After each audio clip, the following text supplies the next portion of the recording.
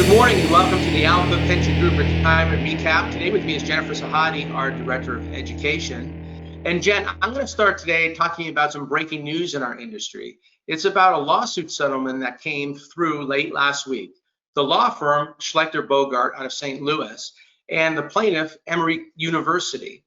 So the reason why this was so important is not necessarily because there was a lawsuit against a sponsor of a retirement plan. In fact, that's a trend that's been happening a lot lately. In fact, it's actually coming down market, meaning it used to happen with just large companies and large universities. Now it's happening with all different sizes of companies. The reason why this is important was because of the settlement itself. So in addition to a monetary settlement of $16.7 million, which is a big settlement, the courts also had improvements to make the plan better. Additionally, this was the first major settlement with a 403B plan. So here are the three recommendations to make the plan better in the future, which I think is very important and a sign of the times. Number one, the plan must be benchmarked every year. Sounds reasonable and common sense, but honestly, very few plans benchmark their plan every year. We do that for our clients. How could you know to lower your fees if you don't know relative to other plans your size what the fees should be? The second was the plan must maintain the integrity of their employees, the faculty at the university's information. In other words, they can't give it to the record keeper so they could solicit insurance, wealth management, and other services. Again, pretty straightforward and common sense, but we see this far too often that there's a broker or a record keeper involved in the retirement plan, and they're using the employees to cross-sell other products, which just shouldn't happen.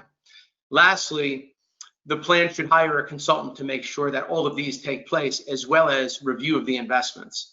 So I thought this was important, not because of the settlement itself, but because of the recommendations that all plans really should take seriously.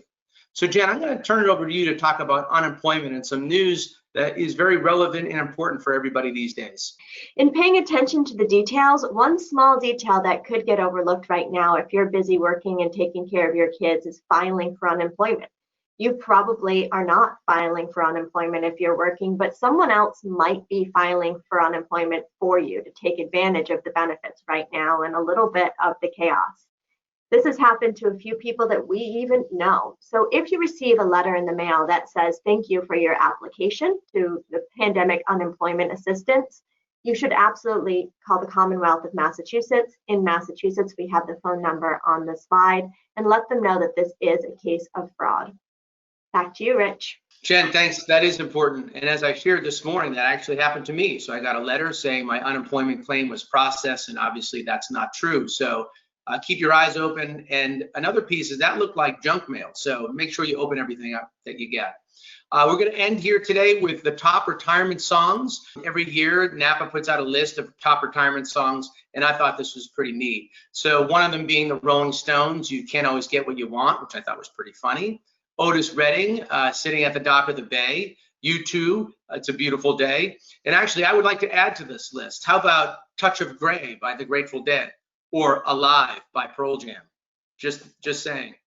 Have a great day. Hey, listen, join us for our Fiduciary Friday on this coming Friday, and follow us on Twitter and LinkedIn. We have a lot of great content throughout the week. Thanks so much.